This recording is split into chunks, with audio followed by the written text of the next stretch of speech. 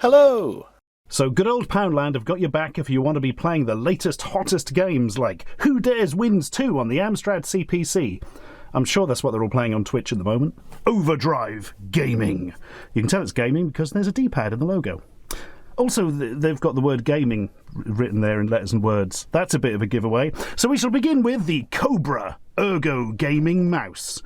Ergo probably meaning short for ergonomic, and not the sort of Latin word. That would be weird. Right, flawless precision. That's important. It's for the game.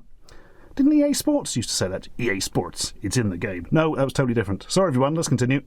Low input lag. Important. 4 adjustable DPI modes, 3 macro buttons, and a partridge. Ergonomic right-hand design. Right. Basically, let's get this out of the way at the start. If you're left-handed, you're shit out of luck with this.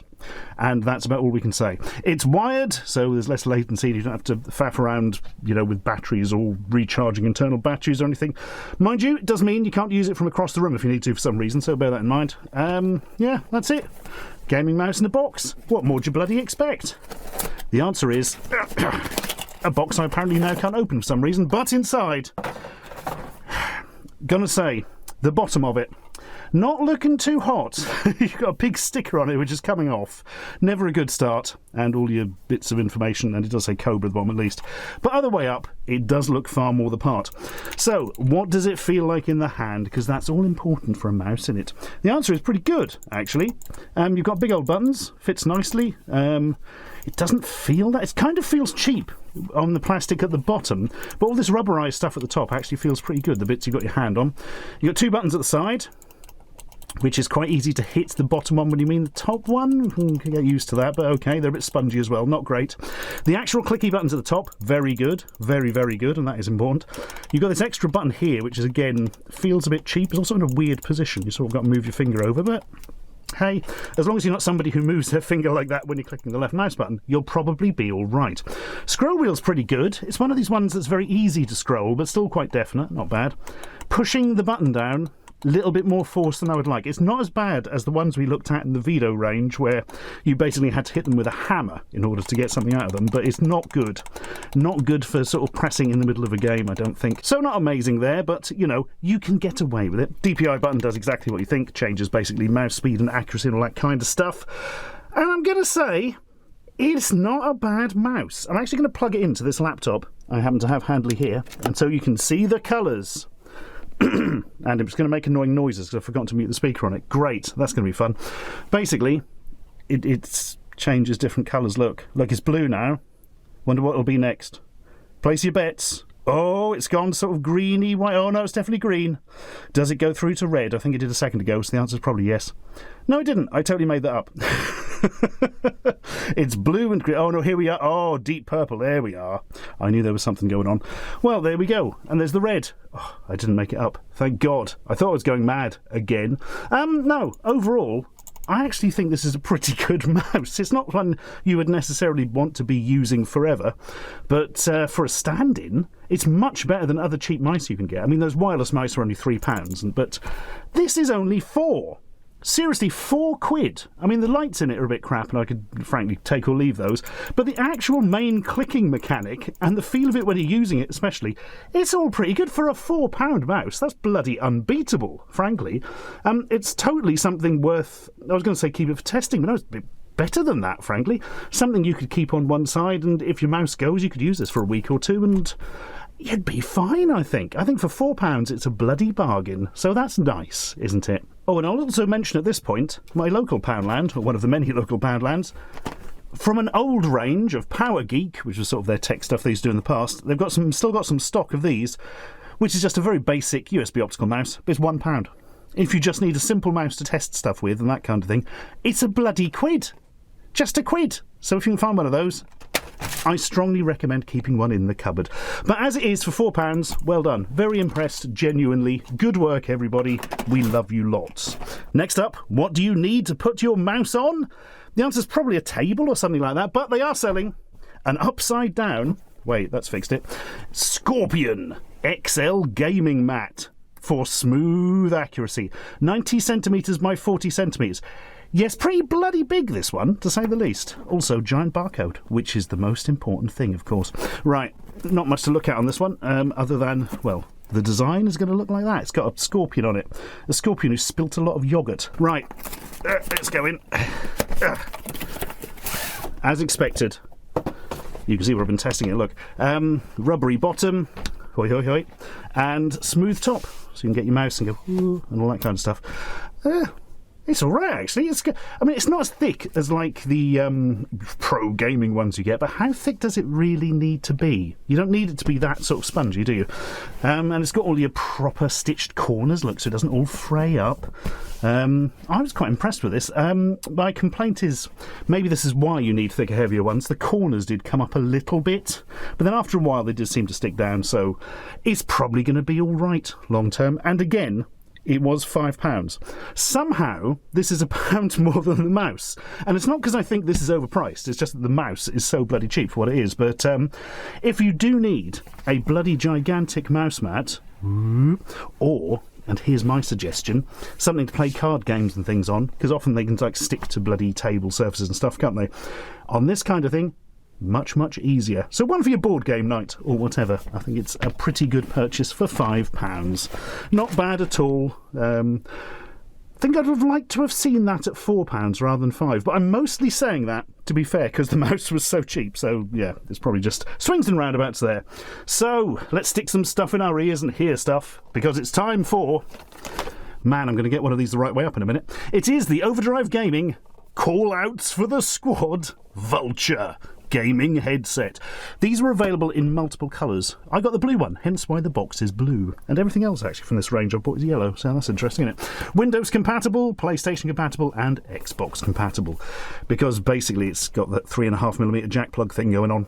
Comfort fit, noise isolating, only in the passive sense that it has cushions that go over your ears. I don't think there's any digital stuff going on with that, not that I noticed anyway. And it's got a volume control wheel, which is bloody useful actually. I'm going to punch this laptop back in a second. Ah, that's better. I'd forgotten Windows has gone crazy on this ancient laptop I'm using there, and you can't bloody control the volume properly. So I hit it with a mallet. No, I didn't. That's not good computer repair advice. Right, Vulture gaming headset. It looks like this.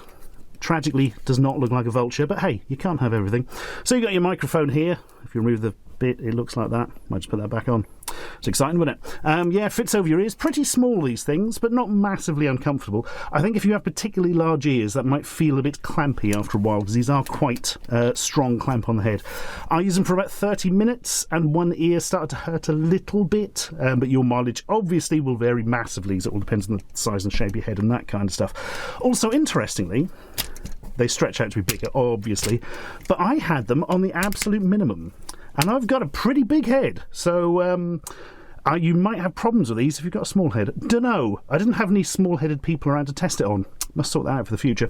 But anyway, Vulture. Look, it's got a clip. It's got your mighty volume control as advertised. And you can mute it easily, which is important. Because sometimes, you know, you might not want people you're gaming with to hear what you're saying. How does it plug in? The answer is, yeah, 3.5-inch jack with the two connector things on it, which, gotta say, not particularly useful for most modern PCs, really. Do you have that single jack output on your PC? You might do if you're gaming on a laptop, but if not, probably not. And the microphone sounds like this when you're viciously insulting somebody for wearing a default skin in Fortnite. So yeah, the microphone is pretty damn good. It's comparable, if not pretty much the same, as the good one from the wired headset last time. But what do these cans actually sound like? Well, a lot better than the stuff from last time, but still not fantastic. It's a little bit poor, I suppose. It's muffled. Not dreadful. It's certainly not as bad time, but it is kind of a muffled experience when you're listening to anything on it. And there's also no problems with the top level distorting horribly when the volume goes up. So that's good. They've managed to sort that one out. But overall, it is a muffly pair of headphones with a sort of competent-y mic attached. And it's probably not going to be that comfortable for that long. But how much? £6. just £6. Again, as a stand-in for £6. Can't really argue with that, but I don't know how long I would want them strapped to my head. The answer is probably not that long because of hurty ear problems. And sudden jump cut to something which definitely doesn't squeeze your head because they just go in your lugs. It's an in-ear gaming headset. Look, it's got the earbuds and the microphone and all the joys like that. For the on-the-go gamer who just hasn't got time to put something over his head for some reason. Hawk is the cool name, and it's Windows compatible, PlayStation compatible, and Xbox compatible. Compatible with all the things. Because it's 3.5mm jack plug time again. So not so compatible with your desktop PC without an adapter, probably, but we've been through that before. It's got volume control, handy. Noise isolating, but again only in the sense that you've put a bit of rubber in your ear. But that does also provide comfort fit, so that's nice, isn't it? Anyway, this is empty. What a tragedy! Oh wait, I took it out earlier. And then I couldn't get them back in because there's a lot of wires with old wired headsets, aren't they? And you can remember why wireless stuff is so popular for things you put in your ears. Crikey. Anyway, 3.5mm plug. There it is. Just in case you really needed to see it. On the Hawk spot, which is what I've decided to call this, you've got volume as expected. Unfortunately, it's one of those volumes which is kind of off, and that's on, and there's a little bit of leeway in between. Do you know what I mean? You can't... it's not the smoothest or most accurate of things. There's also a little button. Press that and it seems to mimic a button on your phone. Actually, it doesn't seem to be able to control the mic on and off, which is a shame, because that would have been handy, especially for a gaming headset.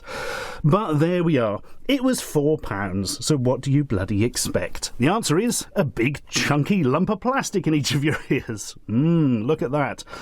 Like a really sort of cheap-feeling plastic drum. That bit goes in your ear, obviously. That bit fits around to hold it in properly. And then you've got these big things poking out your lugs. And there's your headphones. And obviously there's the pleasingly bendable microphone on the other one.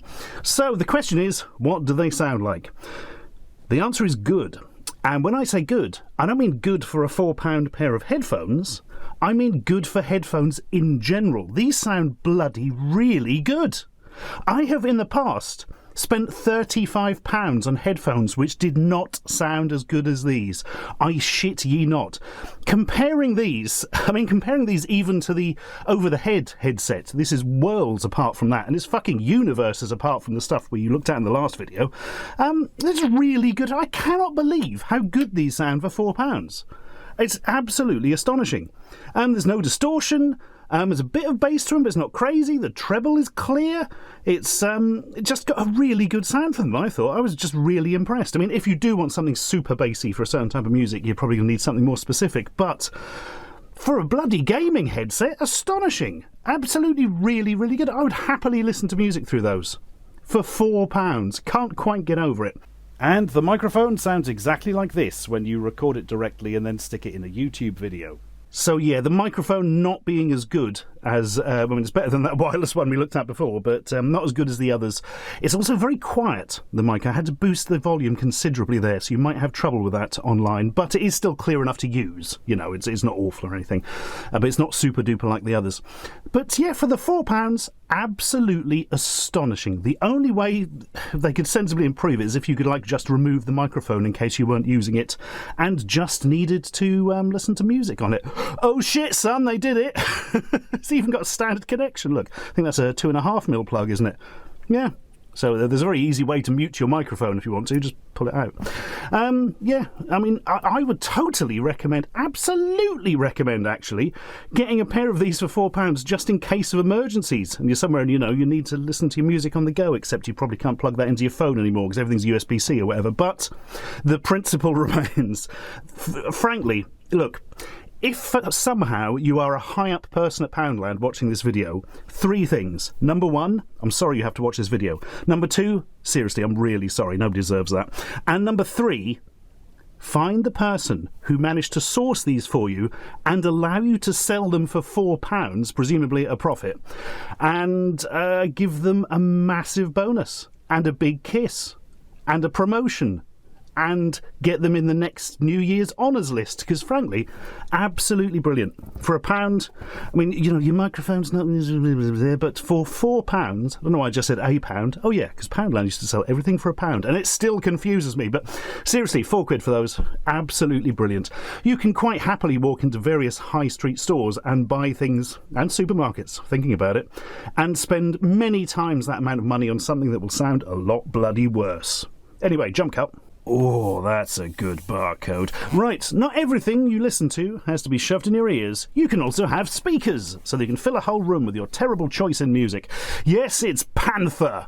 Immersive sound, gaming sound bar. Windows compatible, Apple OS X compatible, monitor compatible. Monitor compatible? Well, some monitors do have like an audio throughput, don't they?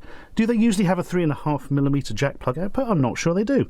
But yeah, very standard output. No microphone bit to worry about here, so it's more likely to... Well, you're definitely going to have something on your desktop PC for that. 3 watt RMS, 5 watt ping output. So if you're fairly close to it, it's going to be fine, but it's probably not going to fill the Albert Hall with its noises. And yeah, there you are, little sound bar to have under your monitor or whatever. Let's open it up and judge it harshly. Oh, annoying. The sounds. But let's not worry about that. Let's just look at the Panther. Yep, very plasticky looking, as one would expect, because it was just £6, so you're not going to be expecting like wood grain inlaid or something along those lines. Little rubber feet at the bottom to keep it steady and all that. 3.5mm jack, as you expect. Also, USB for power, the old standard 5 volts, so plug it into your computer and away you go. And yeah, you can split these apart if you need more distance between the two. Nice and easy. Also, little volume control inline there, which is very effective. Actually, it's got a good range on it and seemed to work fine. So there you are. You can just put them there and listen to your sound. The question is, what do they sound like? The answer is... okay-ish. A little bit overly bassy for me, and it's got that kind of... that specific sort of muffled sound for cheap bassy things, if you know what I'm talking about. Plus, I had to crank all the volumes to the max to really get anything out of it at all, i.e. having this up max and having the computer up max, really to get any particular volume out of it. So not massively impressed like that. And I would say, well, for £6 it'd do the job, but now it can get in the bin because this was only £8. It's loads better. If you don't want to be using the sort of internal battery, just leave it plugged in, connect to it via Bluetooth from, you know, your computer or whatever, and this sounds a lot better. A lot better, and it's only £2 more. So I see no point in this blighter whatsoever, really. It's just inferior for the sake of £2. Get one of these, and you're going to have a much better audio experience. And if you don't know what this is, go back and watch the last video, the Poundland Technology Special Video thing. Oh, blimey, you know what I'm talking about. And finally, you may have your gaming mouse, but now you need your gaming keyboard to go with it. And a disappointingly small... barcode after the huge ones we've had, but we'll let them off. Also, the bloody security thing, which they didn't deactivate and then went off when I was leaving another shop, and it was very awkward. Anyway, Overdrive Gaming presents Monty Python's Flying Keyboard. Yep, RGB lighting, red, green and blue, all your favourites. Windows compatible and Xbox compatible, because the PlayStation's a bit weird with standard keyboards, isn't it? Low input lag, tactile keys and wired. Now you might be asking, why is wired a good thing to advertise? I thought wireless was the new hotness. Well, because there's less latency with wired stuff, isn't it? So all your gamers always have wired bits and bobs for that extra femtosecond to stop a Zerg rush and all that kind of stuff. Yeah, so it's a keyboard, and they've done your WASD and your cursor keys in red, so you can spot them in the event of a smoky room or something. Let's pull it out and have a look. Ow! Just smacked myself in the face with a box. It's that kind of joy I live for. Right, looks pretty plastic and cheapy, as you would expect, because it is £10, which is the kind of amount you expect to pay on a cheap keyboard that isn't completely dreadful. The keys, not so spongy, they're much better than either of the keyboards we looked at last time. Also the spacebar, you can quite happily just hit the corner of it and the whole thing goes down easily, which is important for a gaming keyboard. God... It's got the awful printing on the keys again. That ain't going to last, to say the least. And also quite an ugly box at the top here with a little light-up logo we'll look at in a minute. But overall, it feels a lot better than either of the keyboards from last time. A lot better. It's still sort of spongy and, well, a little bit spongy, nowhere near as bad as last time. It's got more definite feel than, say, the cheap wireless keyboard we looked at. But overall, I mean, it will do as a stand-in, but it's not something you would want to be using long-term. But, I mean, hell, I've got bloody, in the past, keyboards free with computers that were nowhere near this quality, do you know what I mean? And for £10, this... Yeah, I've never seen a keyboard that feels this good for £10, actually, so hats off to them on that one. And also they've marked your F and your J and your 5 here, so you can feel them without having to look down and you know roughly where your hands are on the keyboard. Now I'm going to mention some weird stuff. You've got secondary functions on these keys, a bit like a laptop. Press FN and away you go for all your media control and your volume control. And it's got a bloody Internet Explorer button, like a keyboard you got free with your Dell in 1997. Absolutely astonishing.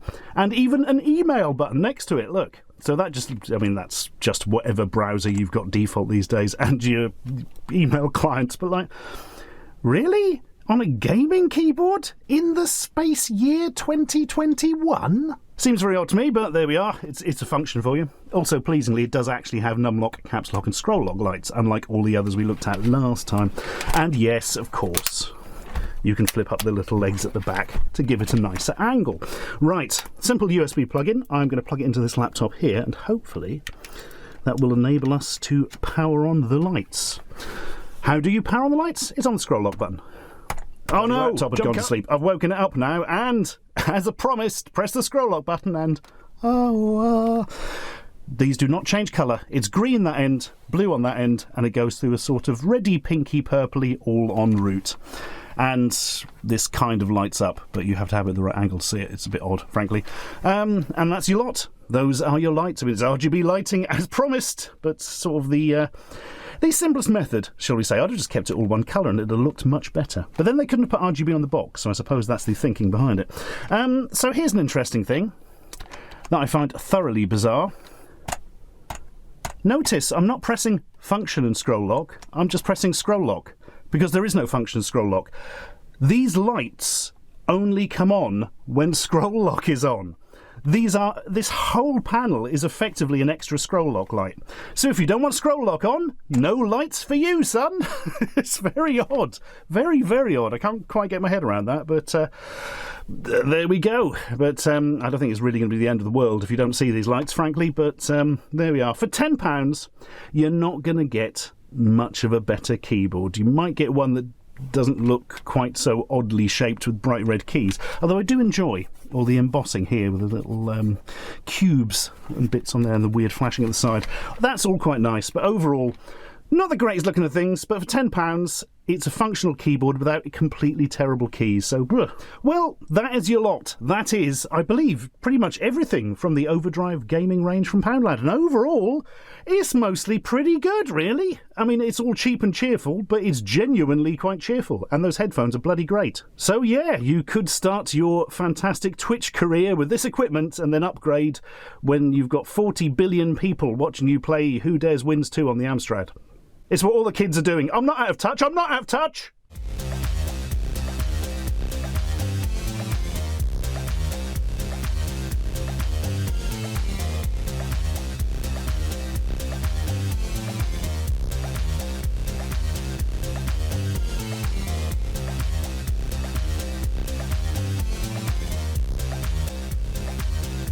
Subscribe for more.